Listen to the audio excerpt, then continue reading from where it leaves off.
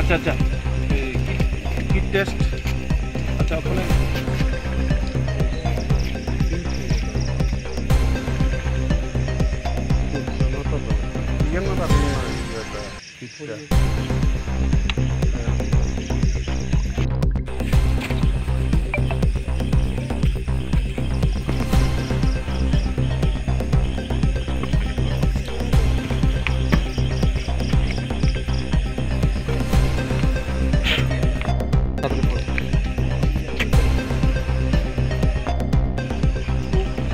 এখানে একজন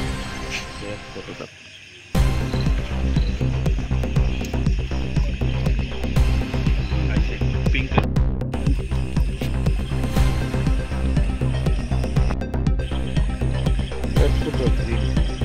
না না তো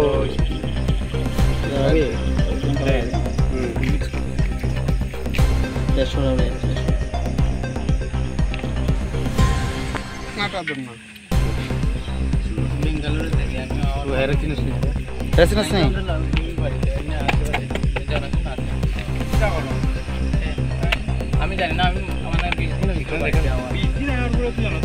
আমি বাড়িতে যাই না, আমার নানা বাড়িতে যাই। চিনোনি হেরে চিনোনি